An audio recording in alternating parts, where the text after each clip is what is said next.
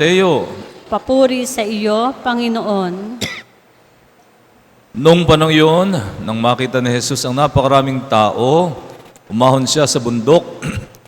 Pag-upo niya ay lumapit ang kanyang mga alagad at sila'y tinuruan niya ng ganito: Mapalad ang mga aba na walang inaasahan kundi ang Diyos, sapagkat makakasama sila sa kanyang kaharian. Mapalad ang mga nahapis, sapagkat tatamuhin nila ang ipinangako ng Diyos. Mapalad ang mga nagmimithi na makatupad sa kalooban ng Diyos, sapagkat ipagkakaloob sa kanila ang kanilang minimithi. Mapalad ang mga mahabagin, sapagkat kahabagan sila ng Diyos. Mapalad ang mga may malinis na puso, sapagkat makikita nila ang Diyos. Mapalad ang mga gumagawa ng daan sa kapagkakasundo, sapagkat sila ituturing ng Diyos na mga anak niya. Mapalad ang mga pinag-uusig dahil sa kanilang pagsunod sa kalooban ng Diyos, sapagkat makakasama sila sa kanyang kaharian. Mapalad kayo kapag dahil sa akin inaalimor kayo ng mga tao, pinag-uusig at pinagwiwikaan ng lahat ng uri ng kasamaan na pawang kasinungalingan. Magdiwang kayo at magalak, sapagkat malaki ang inyong gantimpala sa langit.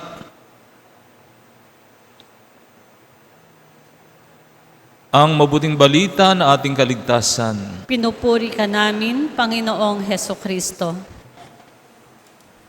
Ang ating ebanghelyo ngayon ang maituturing na pinaka-core message ng buong ebanghelyo, sapagkat ito ang nagsasabi kung paano maging mapalad, kung paano mapabilang sa pinaghaharian ng Diyos. No?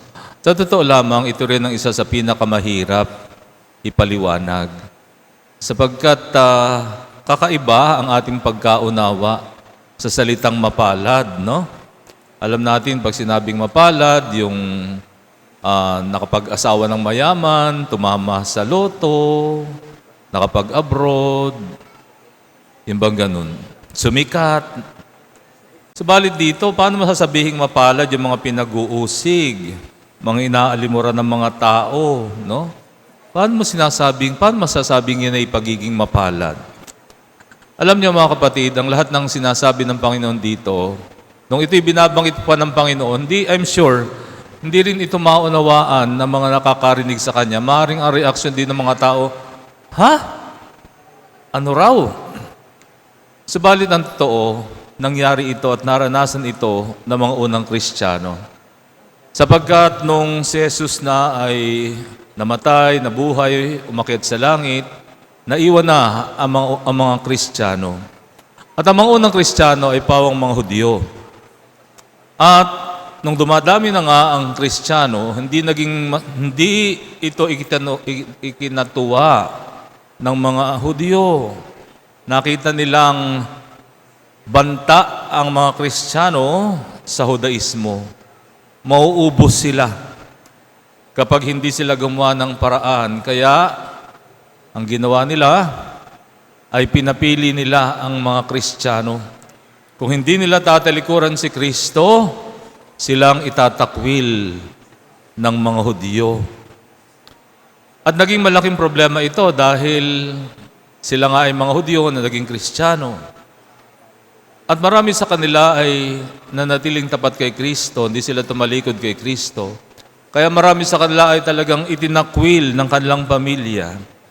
They were thrown out, they were rejected by their own families. At hindi sila allowed na makiisa sa mga pagdiriwang ng mga Hudyo. No? They were not allowed to enter the synagogue, no? And the temple. They were totally rejected by the whole Jewish community.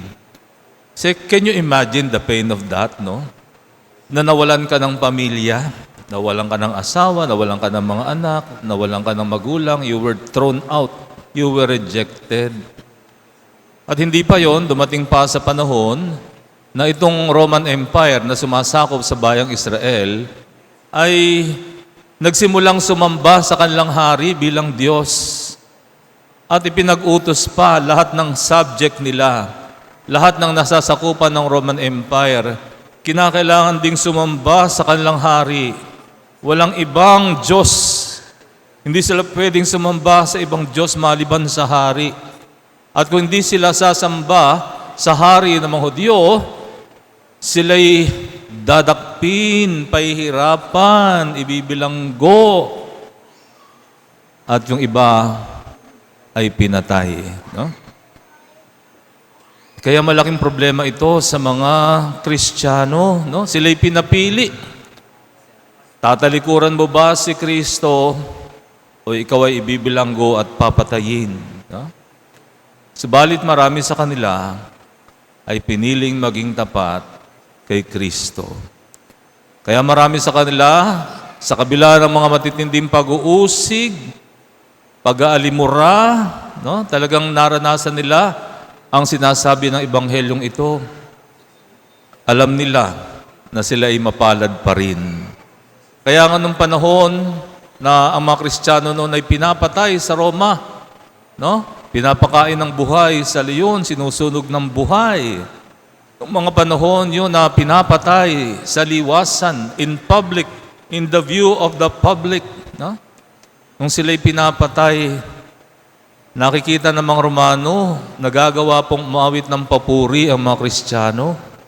Kaya sabi ng mga Romano, ano bang klaseng mga taong ito? Papatayan na lamang ay umaawit pa ng papuri sa Diyos. Sapagat alam nila, sa kabila ng pag-uusig na kalang naranasan, sa kabila ng kamatayang kalang haharapin, mapalad sila sapagat pinili nila si Kristo. Pinili nila ang Panginoon.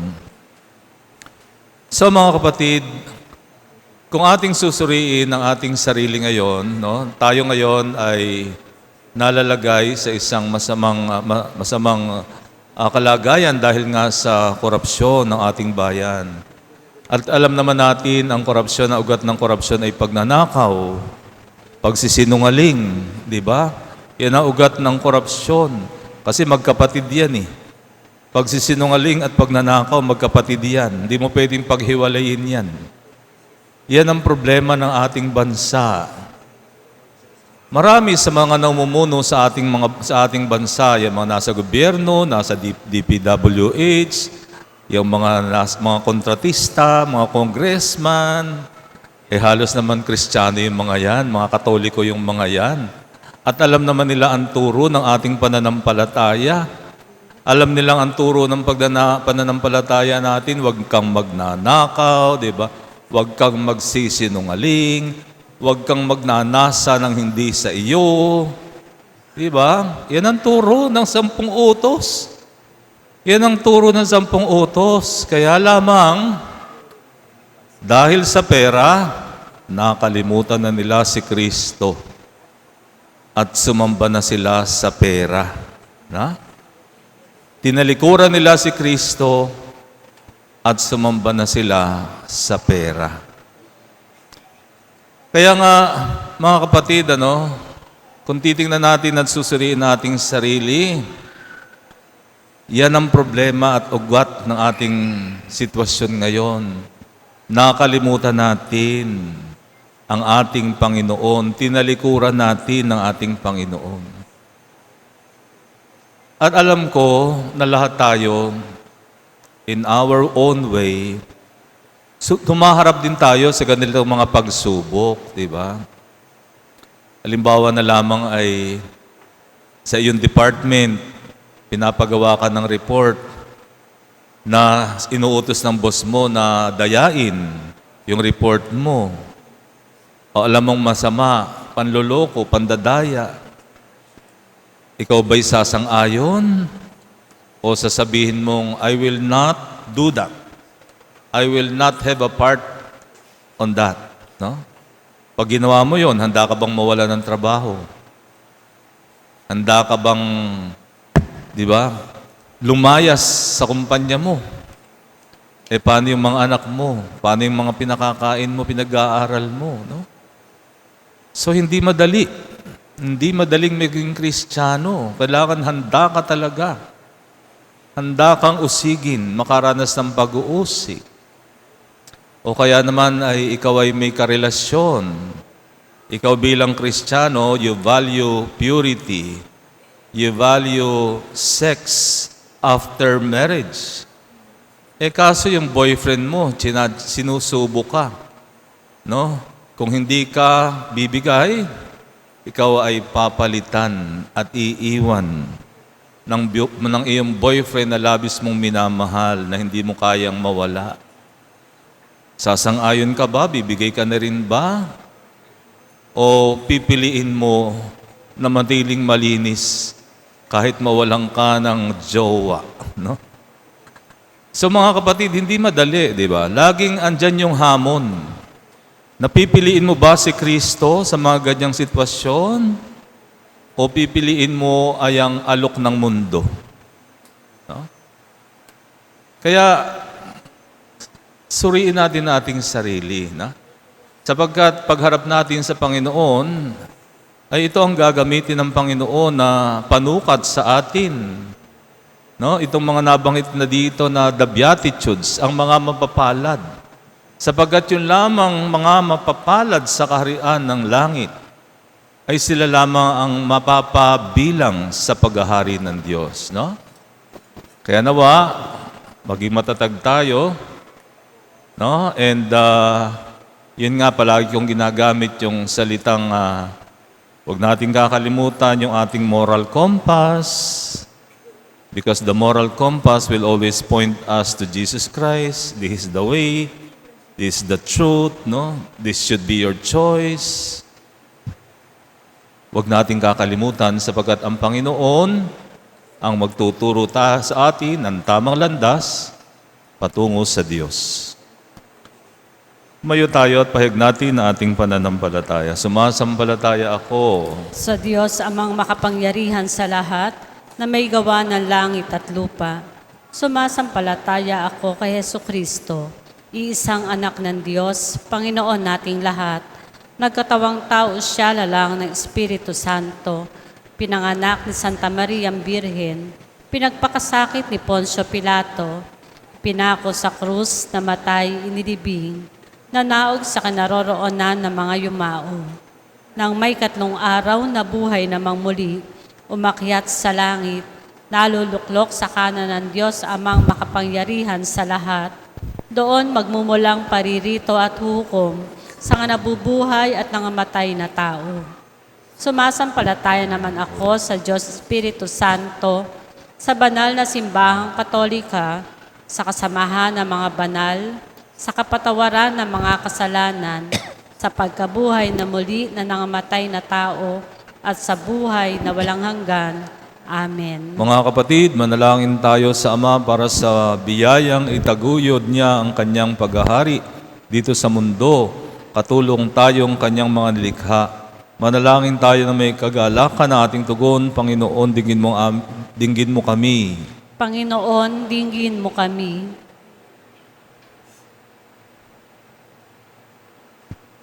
Gabayan mo kaming iyong simbahan upang manatili kaming mapagkumbaba habang nagpapatotoo ng iyong mabuting balita. Manalangin tayo. Panginoon, dinggin mo kami. Gawin mong daluyan ng iyong awa at pagmamalasakit ang lahat ng lingkod bayan upang lagi nilang unahin ang kapakanan ng mga mamamayan, lalo na ang mga dukha. Manalangin tayo. Panginoon, dinggin mo kami.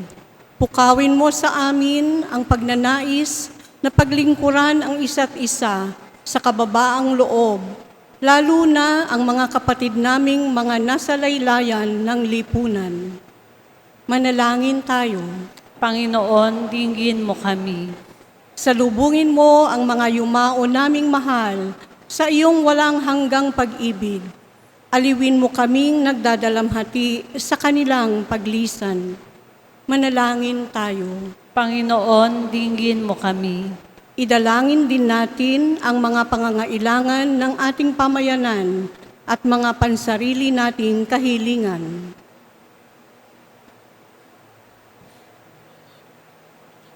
Manalangin tayo. Panginoon, dinggin mo kami.